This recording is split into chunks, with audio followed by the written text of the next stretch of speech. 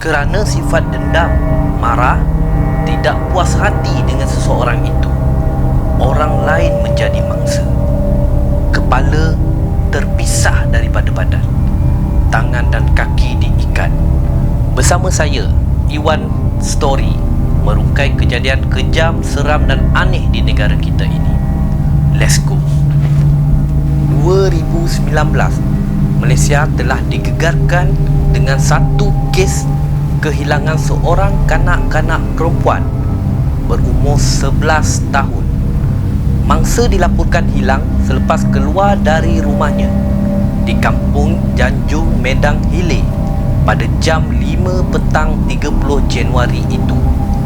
Menurut keterangan ibu mangsa, anaknya menunggang basikal berseorangan selepas meminta RM1 untuk ke kedai runcit berdekatan rumah mangsa.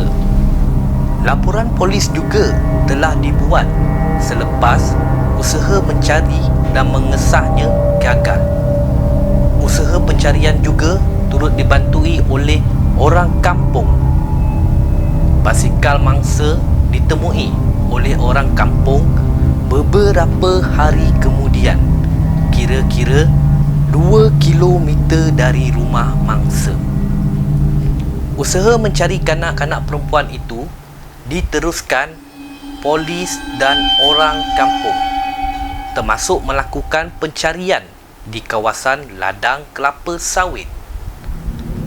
Pada 9 Februari, mayat mangsa dijumpai di ladang kelapa sawit di kampung Tanjung Medang Hilir, kira-kira 3 kilometer dari rumah mangsa.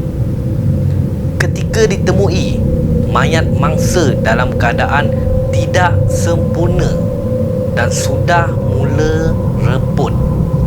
Kepala mangsa juga sudah terpisah dari badannya dan dilaporkan beberapa organ dalaman mangsa tidak dijumpai. Mayat kini dibawa ke hospital untuk proses bedah siasat.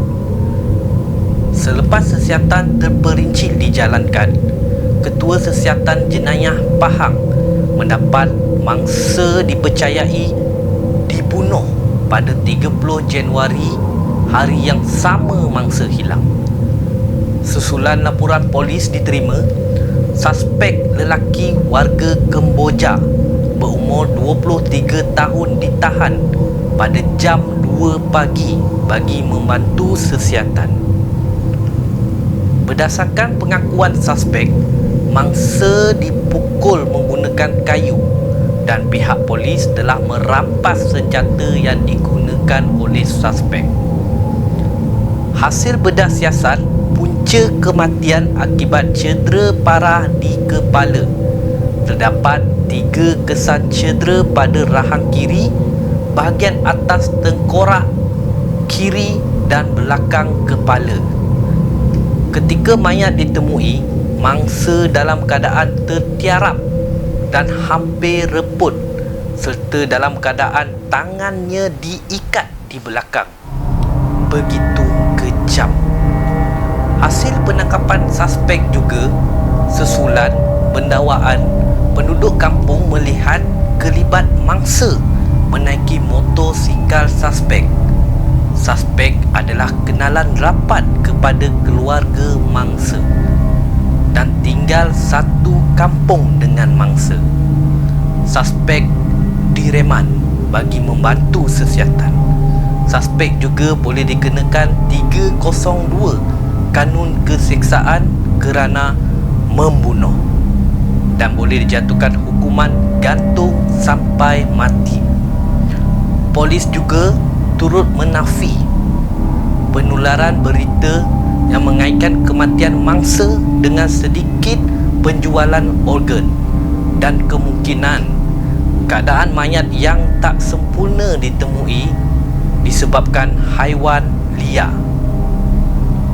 Dendam dan marah kepada keluarga mangsa dipercayai menjadi punca kepada pembunuhan kejam kanak-kanak perempuan berumur 11 tahun, iaitu Siti Masita Ibrahim. Begitu kejam manusia pada zaman sekarang ini. Dendam membuatkan seseorang itu bertindak tanpa sifat kemanusiaan.